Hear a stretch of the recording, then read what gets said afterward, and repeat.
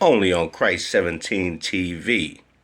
Remember growing up when I was in the Bronx and me and my boy Fresh used to go down to the Amtrak's, climb the fence from cans we done stole from Woolworth and all kind of stuff that we got from the block. We got older folks to buy the cans. We had markers and all kind of stuff. It was just like we was like 12 and like 10, but I would say this. There was some old school writers that used to always be up everywhere. And one of them was Sane and Smith. And I just ran into something on the internet I would like you guys to see, and then I'll talk about some shit. What's up, everyone? As many of you know, I'm making a documentary about Sane and Smith. I just wanted to show you a little sneak peek of some footage that I got access to. Sane went to Hunter High School in the mid to late 80s, and he did a piece in a prop closet that was blocked off shortly after by some storage closets. And a pipe burst last year, so they had to move those storage closets, and it revealed his piece. So I just wanted to show everyone this relic from the 80s and give a little sneak peek for some of the footage that's going to be used in the documentary. I want to thank the good people at Hunter College Campus High School for allowing me access to view this. An old classmate of his emailed, and just by coincidence, the piece had been revealed from the pipe burst. So the stars were aligned for this. We were so high. I was so high that From the fumes. from the fumes that I couldn't read. What does it say? And we were like making up all these things, and I was like, look, it says plays over there. That's insane. And David was just, David was a man of few words, choice words, and he just had this little smile, and he was just shaking his head like, we ain't never gonna figure this out. Here you can see how damaged the area was, but how pristine the piece was kept, aside from this little area that was exposed. So the decades of students scribbled on it a little, but it's by and large intact. So connected to Hunter for the first time. Because he was really proud of it. He was incredibly proud. Thanks to everyone for watching this video. I'm looking forward to uploading The Legend of Saint Smith when the documentary's ready at some point in 2024. These documentaries take time, so I appreciate everyone laying in wait while I make sure I can make it as good as possible before airing it.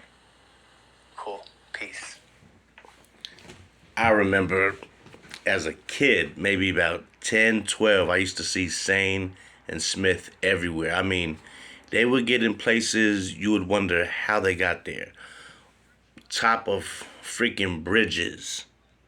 I mean, buildings. I mean, I would go on the Amtrak and they would be 20 feet high, like they came with a ladder and went way up there and had their name on top of everything. When I was younger, with me and Fresh, we used to go down to the Amtrak's, have our little bag with cans, and we used to walk from Bronx River to Pelham Bay on the Amtrak's. We used to find cans. We used to run into guys doing pieces and all kind of shit, and we used to write our little tags all the way from Bronx River to Pelham Bay. And I mean, those were the good old days. You know what I'm saying? You would find half of cans every blue moon, but we'd have our little cans and we try to do our thing under every tunnel. There'd be pieces everywhere. And I would love to go down there again and just shoot a video of all the art that is down there. It's so amazing. I mean, in the Bronx, when you see cope up everywhere, every rooftop, every train line, it's amazing to see that 40 years past, you still see his throw ups everywhere. Cope, Cope, Cope, Cope. But Sane and Smith, those guys were different.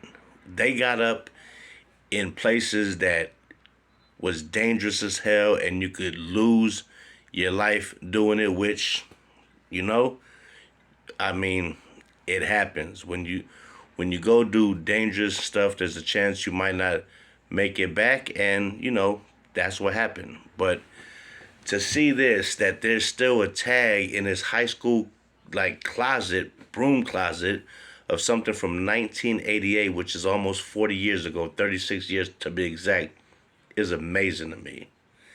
And just seeing his art right now gave me a flashback to when I was a kid climbing the little bars on Rosedale, and we getting on the Amtrak and walking all the way to Pelham Bay, or going on White Plains Road. We had this little gate right there by Tremont, and we used to walk down the thing because there was a hole there in the fence. Walk down there, and under that tunnel there, we walked from there either all the way down to Hunts Point, crossing that bridge. I remember there was this time where we was crossing a bridge where the water's underneath us, and a train was coming, and we had to hurry up and run past that shit and get to the other side, and that train was coming fast. Amtrak's ain't stopping for nobody. And I remember there was a time I was on this side, and the fucking space was like maybe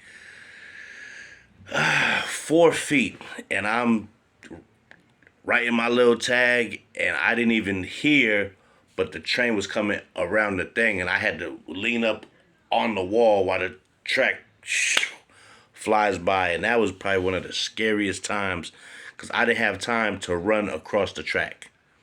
I was doing something, and by the time I looked, this thing was coming so fast, I just laid my back up there and hoping I don't fall forward.